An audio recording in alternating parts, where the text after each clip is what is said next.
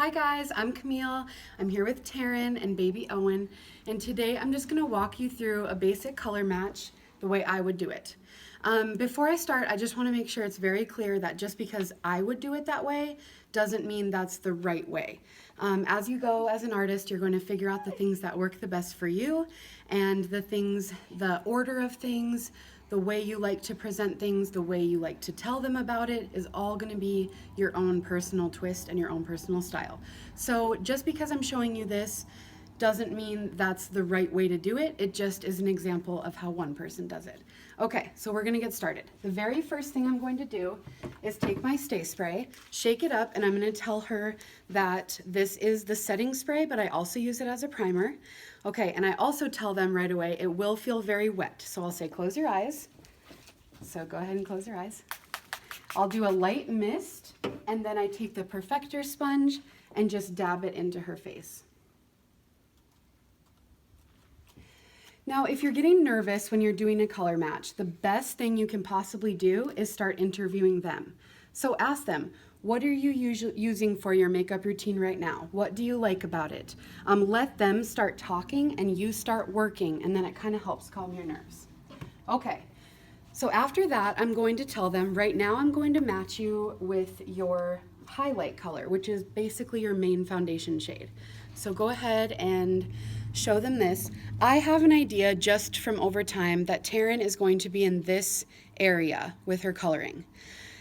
So what I'll do is I'll tell the person I'm color matching that what I'm going to do is try a few different things on your face to get the best color, and it kind of gets you off the hook if you do end up needing to wipe things off. Okay, so I'm going to start with White Peach, and as I'm color matching, I'm teaching her how to apply it as well. So I always tell them small dabs with a little bit of product, tiny bit of product, and go from there. So I'm starting with White Peach, and I'm just going to swatch a little piece on her cheek. So that actually looks pretty good, but I'm going to do a few other colors just so you can see the differences. I'm going to try Aura, which is the next shade up, and I'm going to swatch right beside it. So automatically with Aura, you can see a little bit of differentiation in the tone. You can see that Aura is a little bit more yellow and White Peach is blended straight in with the skin. Now I'm going to do Moonlit, just so you can see that as I do Moonlit, you can see how light that color is on her cheek right there. So you're seeing a yellowish tone, a whitish tone, and this is where I applied the White Peach that just kind of melted into her skin. So I am going to use White Peach. And a lot of times people will wipe that off. I don't. I just usually blend it out, and then I'll do a little bit of White Peach over the top. I don't worry about it. So then I will just take that color, that White Peach color, and I just start applying the makeup as we're chatting and visiting about what she uses for her skincare routine, what she uses for her makeup, what she loves about it, etc. Okay, so I'm just gonna go ahead and do that. A few other things I need to mention is that before the color match, you'll want to contact the person and tell them, come with a clean face with no makeup, or if they're coming from a place where they have makeup on already, that we do have remover wipes available for them. Okay, so I'm gonna have you swing around this way so you can see the front of her face. Taryn, turn this way. So I like to go underneath the eyes and kind of this mask area first, even though I started on the cheek for the color match, but it does not matter. You'll get into your own groove of what you like and what you think looks best. And so I'll just work that color around, and this is the part that after a little bit of practice, you can do super fast. Within a couple minutes, you can have their entire highlight shade covering their face. Now, some people, many artists out there, do the contour color first. That isn't wrong. That is actually how Kara does it in her videos. That's just not how I like to do it. And so if you see a video like that, that is just another method to definitely try out for yourself and see what you think. Okay, so when we start to get to the lower half of the face, the other thing that is very important is we need to look at her neck. A lot of times people will have redness and discoloration, but her neck is really going to be the true test. Is this matching up to this? We don't want any sort of orange line or discoloration there. So then I always look at the person and say, go like this for me. And I show them and I have them purse their lips so that I can get into those areas around the nose and mouth without getting anything in their mouth. Now, if you're a new artist, which you probably are if you're watching this color matching video, definitely take the time to practice on yourself, practice on you. What you can do also is you can take different shades of your own skin and practice color matching on yourself. And you can really get a better idea of how the different shades, what their undertones are, how the different shades look on different skin tones. You have plenty of skin tones just on your own body, on your kids, on your husband, your mom, your sister. Seriously, practice on anyone that will let you practice, because that is the best way. And then we just want to make sure we're blending down the neck and we're getting that color even and giving her a nice clean slate. And make sure we bring it down. Okay, so there. If it's a little bit cakey around these areas, that's okay. We're going to blend it out. So next we're going to move to the contour. I'm going to use this pinched side of the detail hack brush, and I'm also going to show her. Now with contour, when you're matching with contour, I personally almost always use two colors, ash and indigo. I'll even use indigo on like the very lightest people if I just use a really light hand. For me personally and my taste, a lot of these other colors are just too warm, but that is a preference, that, you know, that's opinion. So contour, you're just really going to practice and try different things. For me, ash has kind of been a little bit of my safety net. I love the way it looks on so many different skin tones, and that's what I'm going to use. Always tell the person, do not wipe the makeup, do not dig in the makeup. Gentle dabbing motions will get just enough product and you can really go from there. So we're going to find her cheekbone with I use my middle finger, find her cheekbone, and the contour goes directly underneath. So I start at the hairline and I smudge down from there so that it's darkest toward her hairline. And I'm just going to stipple it on this way, right underneath her cheekbone there. If you get too much product on, that's okay, we can blend it out. If you get not enough, you can keep building. You really can't mess this makeup up. And when you're practicing makeovers, honestly, fake it till you make it. They can't see what's happening on the face. You're gonna show them in intervals with a mirror. But don't panic. Just say, oh, I got a little bit too much here, and you can clean it up and move along. Don't go halfway through and realize, oh, that's the wrong color, and then keep going. You just want to make sure that you are matching them, and they will appreciate you for it. So then we're going to go up on top of the forehead, and I'm just continuing to dip and build, dip and build. I don't want to get globs and globs on the brush and have a hard time working. Okay, and then I do a little bit of contour just along the bottom of the jawline. Sometimes I skip this step if it's someone that really is not a makeup girl and wants to eliminate lots of different steps and lots of time in the bathroom. Yes, it is very simple, but I find this step is a little bit tricky for some people to, you know, wear on my jawline, and we're just chiseling and recreating that in, and we always want to drag some of that color down the neck. Oh, Owen wants some makeup too. So I always tell people for contour, you're going to do a 3 on either side of the face, and that helps them remember where the heck that goes. Now, a lot of times I skip this step too, but what you can do is take the other end of your detail hack and go small lines down either side of the nose. And then you can also do a little bit of that highlight color, and we're gonna contour the nose and make it slimmer that way. A lot of times, I would say 78% of the time, I skip this step if they don't seem like someone who is interested in those extra steps of contouring. That's okay. That's all right if it's not up for them. Then I'll give them a hand mirror. Have them see, do you see these brown stripes on your face and the placement of it? that's supposed to look like that when you're doing your own. Okay, so then we'll move on to lip and cheek colors. What I generally do is I'll ask them, what are your favorite tones? Do you like pinks? Do you like neutrals? Do you like nudes, deeper tones? And then from there, I'll kind of make my suggestion based on what they tell me. So Taryn, what is your go-to? All of those. This family. And I'll show them, but I'll also kind of warn them, this is such a beautiful color, but it looks scary in the tin, as is Dahlia. So I'll kind of tell them that, and we can swatch different things on their hands. But she said all of these, so I'm going to go with it. So I am going to use sandstone on her cheeks. You knew I was going to, didn't you? Okay, so same thing. I'm going to use the other side of my 30-second hack brush. I am going to dip in just like that. And then I'm going to have her smile for me. And we're going to find the apples of her cheeks, and then you can relax. And I'm going to give her a nice little clown cheek right in that area that we're going to blend back. So a lot of times they'll see their cheek and they'll be like, whoa, I'm not into that much blush, but we're going to blend it out. Same thing, smile for me, and we're going to give her a kind of a clown cheek. Good. And then we're going to move on to the illuminator, which is the last step for the 3D foundation. I'm going to use my finger, and that goes up on top of the cheekbones.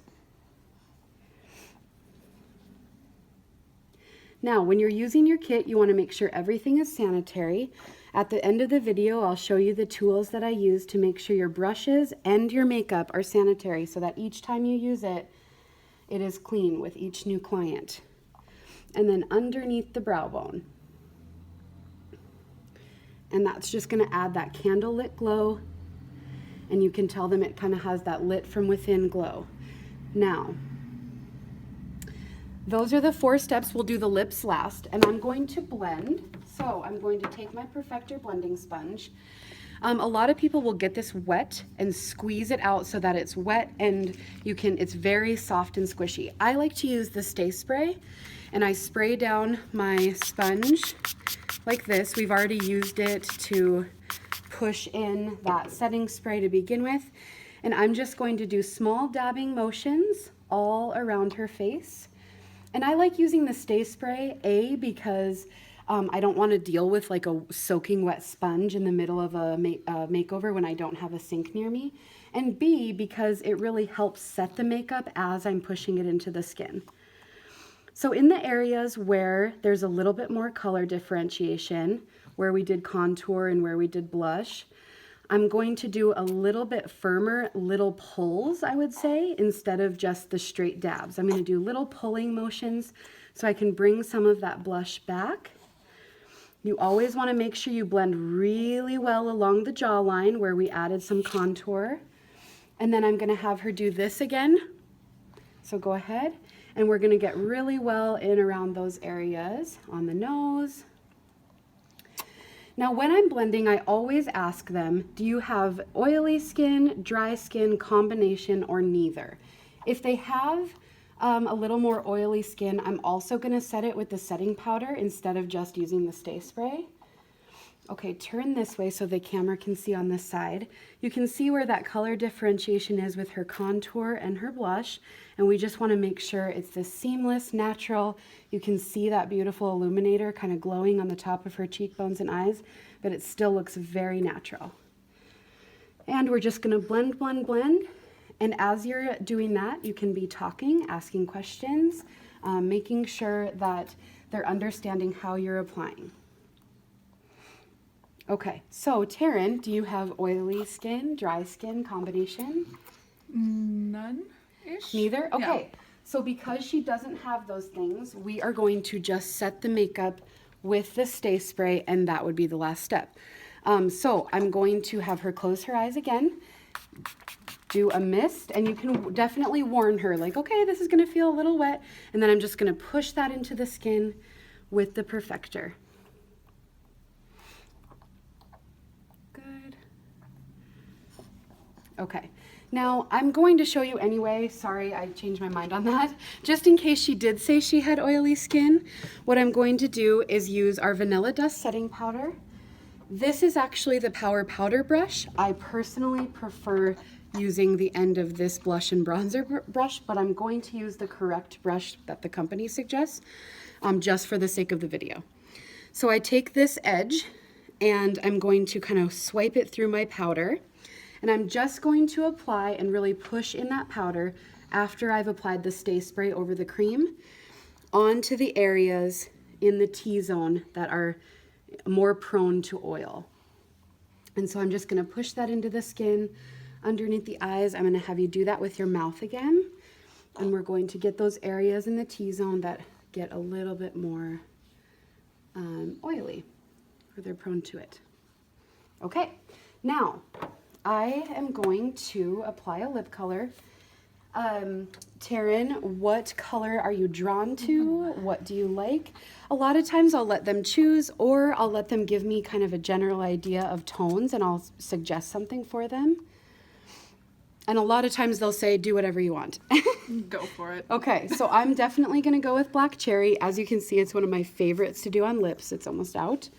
I bought an extra multitasker brush so that I could use this end for lips. And I'm just going to brush a little bit of that. Have them open their mouth a little bit. Yep, and then we're just going to brush that on. I always do the bottom first, and then let them kind of rub their lips together. Tighten them up for me a little bit. Perfect, just like that. People like a lot of direction. They like to be told what to do because no one is really used to getting their makeup done on a regular basis. And they're kind of like, I don't know what I'm doing. Should I do this? Should I do that? So they like direction. Don't be afraid to give it. Okay, rub those together for me. Perfect. I'm just going to clean that up a little bit. There we go. Oh, and did you see how I'm grabbing her face a little bit with my hands? Before the color match, I like to bring these with me, and I didn't this time just now, but wash my hands in front of them with the sanitizing wipes, just so they feel more comfortable that my hands are clean, my tools are clean, the makeup itself is clean. Okay, so that would be the main face part is finished. Now I'm going to do a little bit of eyeshadow, but I will tell you this. Eyeshadow is 100% completely and totally personal. Some artists don't do eyeshadow. They will give them the tools and say, would you like to play with the eyeshadows and see what you like? Got the camera on me. No, I'm just kidding. And some people will do a full glam eye, but really ask your person that you're color matching. What are you looking for? Do you want to look at eyeshadows? Would you like a simple basic look that you can easily do on your own? This is my favorite basic eye. I use the fluffy end of the Eyeshadow Everything brush, and I'll dip it in the Stardust. I'll have you close, and I do a light dusting of the Stardust all over the lid, almost all the way up to the brow, sometimes up to the brow, depending on how much space they have between their eye and their eyebrow. Everyone is so different. And I'll do that on both eyes.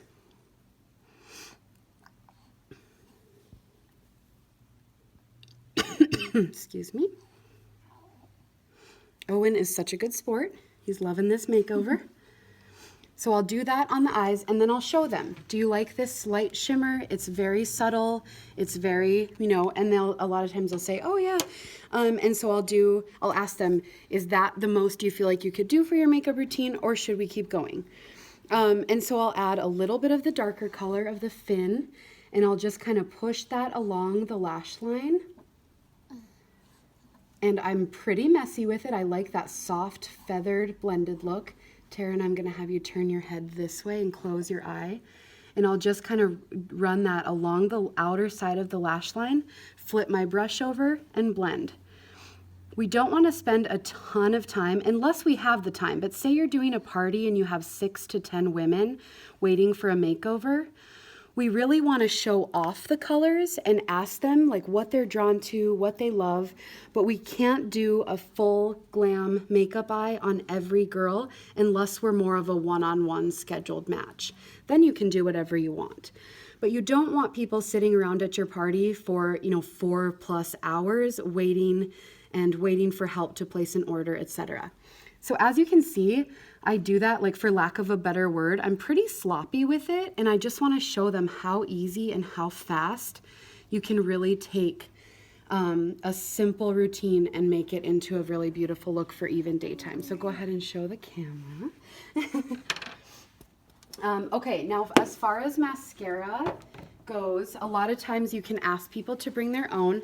I keep this one sanitized, which means every time I pull it out and use it on someone, I sanitize the wand before it goes back in. If you're not good at putting mascara on other people, you definitely don't have to do that. You can ask them, but this is what I like to do. Go ahead and close your eye, and then I'll pull up on that eye and I'll just do the ends, just to give her a little bit of lift and darkness. Once I start going into really getting in and digging into the lash line, I start to get nervous about my own skills. So I'm going to do this on her.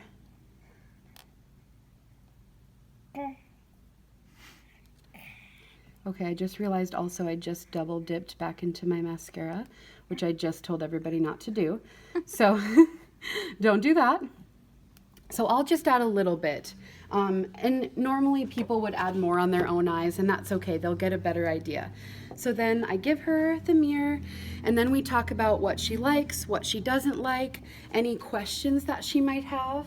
One other little fact that I missed was on this other side of the detail hack that you would use this side for the contour. I love using this other end for underneath the eyes, and that's how I sell it too, is a lot of times people don't understand if they really need this brush, but it's awesome to take. Sometimes you can even take a lighter shade than what their main highlight shade was and really brighten up underneath the eye. Can you see that, Callie, from that angle? And really get in there with this smaller detailed brush. And so we're going to take that lighter shade. I got a little mascara under your eye, but it's okay, we'll clean that up. And that'll really help brighten up tired eyes, dark circles, all the things that definitely are happening in this stage of life with women of all ages. And then I'll just take my perfector sponge and just kind of blend that out. Go ahead and look toward the camera so they can kind of see how brightening that was. So that is a basic color match for me. I think she looks beautiful. What do you think of your makeover? I love it. So thanks so much for tuning in. Make sure to ask your upline if you ever have any more questions about matching. Bye.